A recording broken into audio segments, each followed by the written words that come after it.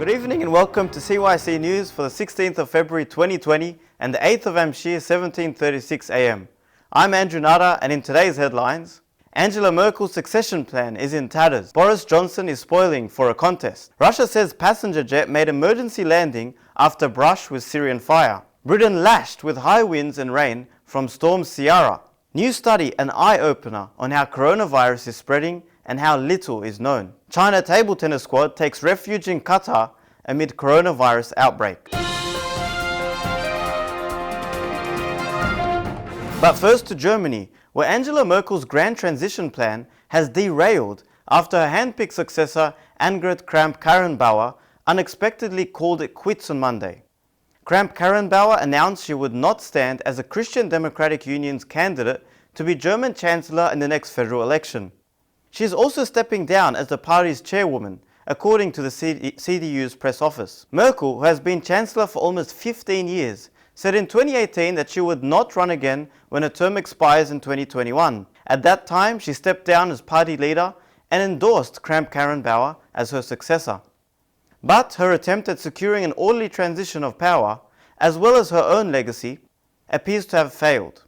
Some say that the chaos is of Merkel's own making. Henrik Enderlein, president of Hertie School of Governance in Berlin, said, "To me, failure is symptomatic of the way Angela Merkel has exercised power. She never allowed anyone to rise within the federal government and become her natural heir." Enderlein pointed out that after Merkel stepped down as CDU leader in 2018, the top three candidates for the post were Friedrich Merz, who has spent years outside of politics, and two rather junior politicians, the 38-year-old health minister Jens Spahn and Kramp-Karrenbauer. Despite the chaos, it seems extremely unlikely that Merkel would change her mind and run again in 2021. Over to the United Kingdom now. And it may have only left the European Union 2 weeks ago, but its next opportunity to make another change is just 20 weeks away. The current Brexit transition period is due to expire on December 31st, and between now and then, both the UK and Brussels hope to reach an agreement on their future relationship. Failure to do so would mean no formal agreement and the immediate end of all current arrangements, causing untold chaos and disruption.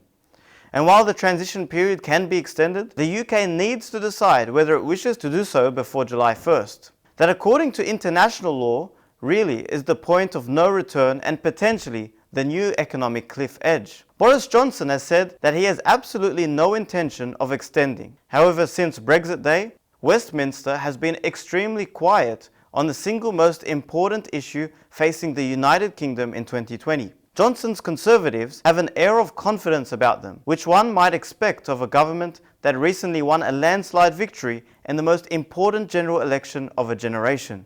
Gone are the days of deadlock. Johnson's government is now free to pursue whatever agenda it likes in this post-EU reality. To Syria now, where a plane carrying 172 passengers was forced to make an emergency landing on Thursday at a Russian airbase to avoid coming under Syrian artillery fire, according to the Russian Defense Ministry. Minister spokesman Igor Kroshnikov said that Syrian air defense systems responding to Israeli airstrikes may have targeted the civilian jet as it came in to land at Damascus airport.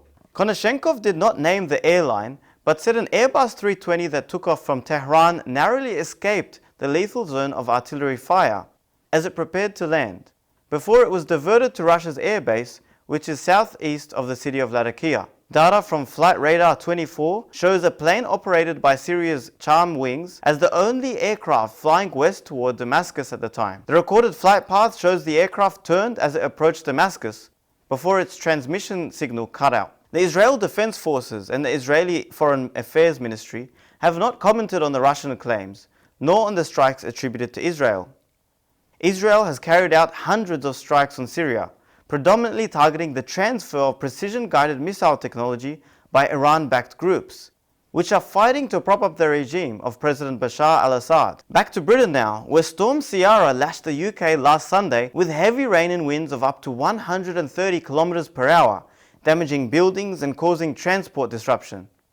The British Meteorological Office issued weather warnings of 4 consecutive days from Saturday to Tuesday.